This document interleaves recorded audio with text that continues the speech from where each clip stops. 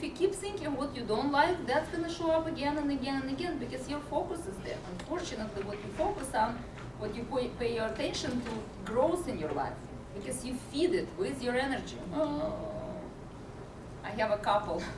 They cannot figure out if they love each other or not. And I said, okay, fine. You want to complain, blame, let's do it. So we have a session. And I'm like, I'm going to hold the space for you. You just do it. So they,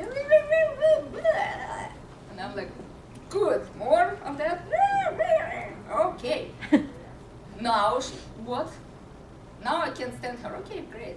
And you? No, I can't stand him. Okay, great. So let's just be clear. You just said you cannot stand each other. So from that point on, don't stand each other, separate. No, we love each other. I'm like, you have to know from the contrast. Right? You need to understand what you don't like in order to know what you do like.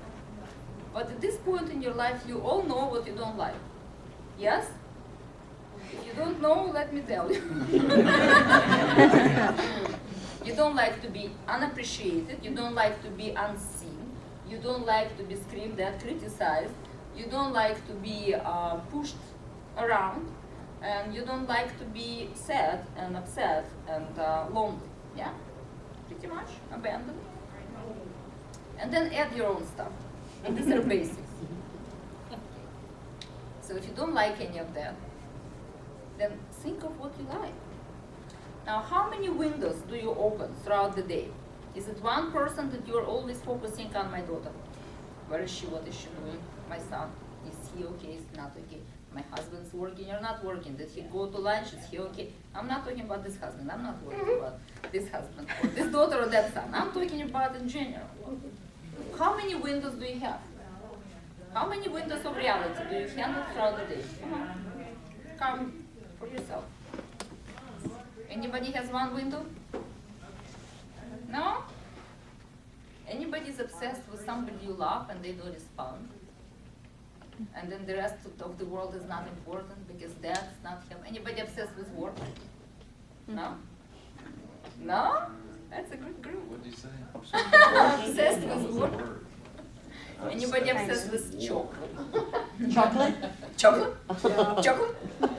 All right. So if you have one thing that you're obsessing about, doesn't matter what it is, you are not going to have it. You're going to lose it. You're not going to have it. You're going to be obsessed more and more, and you're going to have it less and less. Why? Because this energy of wanting all the time is the energy of lack. I don't have it. I don't have it. So if you focus on something you don't have or you don't like, that thing is going to be here all the time. So some of you have been here for 2012, 12, 12. Yes? We had a great time. And we've completed some cycles. Anybody experienced some interesting energy right after? All right, so today I'd like for you to actually understand the concept. The world as you knew, as we all knew, it has ended. Just like mine predicted, it happened, it did happen. Whatever energy you had by this time got locked into you. So wherever you were around that time, between 12 and 12:21, wherever you were, it got locked. Your DNA grabbed it, because it's antenna. It's a software. DNA is software. It reprograms you according to what you hear, it listens, and then it moves things around. So wherever you were, whoever you were with, what you focused on, what was important at this point, you got locked on it. Now, the world has ended, and if you're locked on that, and that thing is not there for you, it doesn't feel good. The interesting thing is that the whole humanity has moved to the next step. You might see it or not, but you will see it pretty soon. We cannot stand what we could stand before. We became very intolerant. I became so intolerant, you don't even understand. Extra sensitivity. That extra sensitivity is not necessarily to pain, or to being sick, or to suffering. That's very interesting, because that actually is less. I feel less, because I used to actually get into my client's body and go, whoa, that's really not good, painful, and I could really track it in my body. So that's not so much there anymore. The pain body, people are not focusing on pain body so much, because people who were lacked in sickness and illness, they actually got very sick and some died around that time. So whoever got in a place where you are well enough to move around, and yes, there are some things going on, well, not 18. But if you're, sustain yourself around that time, you're okay, no problem. But the sensitivity and tolerance is very much in how you handle relationships, work, how you handle what you want, what you don't want, pretty much. So if you were vague before what you want and what you don't want, you're no longer vague. You know. Yes? You have an idea. So from this point, 2013, is the new world that started. And that new world is no longer, I am told what I should do, and therefore I do it. And the authority is out there somewhere. At this point, the way I see it is that you become so authoritative in your own space that other people can't tolerate you. Because you were on that side of the authority, no power, nothing.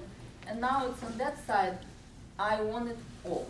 I want the authority over my life, over my relationship, over what I say, what I don't say, what I do, where I am, who I'm with. I want that authority, and I want it now. And I know what I want. So now we have to find the balance, of course. Because if we continue with that, it's not going to be fun for people in relationship with us. But what's interesting, the way the energy is changing is that you've gotten into that luck energy. Like, I know it's a very structured, it's a geometry that is very, very particular to you. So it's not a crowd mentality anymore. It's not a crowd decision that will work for you. You would not be okay with everybody being okay with something. You need to find your own style, your own purpose, whatever you're doing has to have your own energetic signature.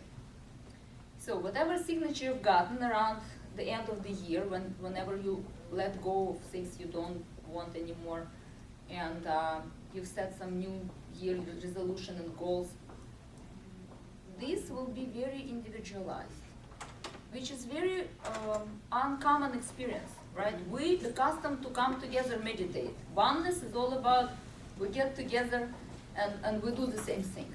It's no longer the same. You will notice it. You will even see it here in a session. That you have to really notice what's different.